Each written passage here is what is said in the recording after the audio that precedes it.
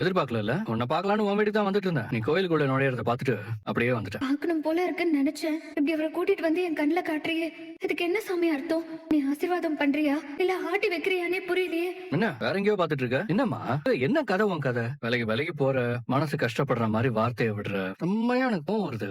அதான் பட்டைய போட்டு கோவத்தை அம்மன் மேல சுமத்திட்டேன். ஆனா பாரு, அடுத்த நாளே மானம் கெட்டு போய் உங்ககிட்ட வந்து உட்காந்துருக்கேன். உலகத்துல இருக்கிற எல்லா ஆம்பளைங்களும் இதே மாதிரிதான் இருக்காங்க. அந்த லிஸ்ட்ல நீ என்னையும் சேர்த்துட்டல. எப்படி இருந்த விஜய்? எப்படி பசுபதி உனக்கு பயந்தே கொடைக்கானல் 8 அடிக்கு குழி நோண்டி அப்படியே படுத்துட்டாரா? நல்லதான் ஒண்ணும் கிழிக்க முடியல. அப்புறம் எதுக்கடி உனக்கு இவ்வளவு திமிரு? திமிரு? ஆமா, புருஷனை தாண்டி மத்த எல்லாரோட எமோஷன்ஸுக்கும் வேல்யூ கொடுக்குற நீ. என் கண்ணுக்கு நீ பண்ணிட்டு இருக்கிற எல்லாமே திமிராதான் தெரியும். ஒண்ணு, நீ எனக்கு முக்கியத்துவம் கொடுக்கணும். அது இங்க இல்ல. சரி போட்டும், அட்லீஸ்ட் உன்னோட ஃபீலிங்ஸ்க்காவது நீ மரியாதை கொடுக்குறியான்னு பார்த்தா அதுவும் சுத்தமா இல்ல. நம்ம லைஃப் ஸ்பாயில் பண்ணிட்டு இப்படி கோயில வந்து தெய்வமே உட்காந்துட்டு இருக்க. நல்லா புரிஞ்சுக்கோ. உன் லைஃப் மட்டும் சொல்லல, நம்ம லைஃபையும் சேர்த்து தான் சொல்றேன். Including my baby. இப்பதான் மரமண்டைக்கு உரைக்கும். மரமண்டை எனக்கு உரைக்கவே உரைக்காதுல்ல. எங்க உரைக்கும்? உங்ககிட்ட இப்படி உட்காந்து பேசிட்டு இருக்கிறது வேஸ்ட். Utter waste. கொடைக்கானல்ல நீ வேற என்ன இழந்திருந்தாலும் அது எல்லாத்தையும் சேர்த்து நான் மீட்டு தரேன். இதெல்லாம் நீங்க எங்க பண்ணணும்? நாங்க எங்க அப்பாவுக்காக பண்ணணும், எங்க அம்மாக்காக பண்ணணும். எங்களுக்கு தான் அது பொறுப்பு. நீங்க விஜயோட உறவே வேணான்னு பேசிட்டு இருக்கேன். ஆனா அவ 2 பேரும் உங்களுக்கு தெரியாம அங்க இங்கன்னு உட்கார்ந்து பேசிட்டு இருக்கா. புருஷன் பொண்டாட்டிய இப்படி மறைஞ்சு மறைஞ்சு சந்திக்கிற மாதிரி ஒரு சூழ்நிலையை உருவாக்கி வச்சிருக்கேளே. இதெல்லாம் பாக்குறச்ச நன்னாவா நான் ஓப்பனாவே சொல்லிடுறேன். நீங்க பண்ணிட்டு இருக்கிறது எனக்கு சுத்தமா பிடிக்கல. உங்களை ஏன்டா என் ஆத்துல குடுத்து வச்சோன்னு தினம் தினம் நினைக்க வச்சிட்டு இருக்கேன். உங்களை காலி பண்ண சொல்லலாம்னா விஜய் விடவே மாட்டேங்கிறான். அவன் உங்களுக்காக நிறைய யோசிக்கிறான். ஆனா அவனை போய்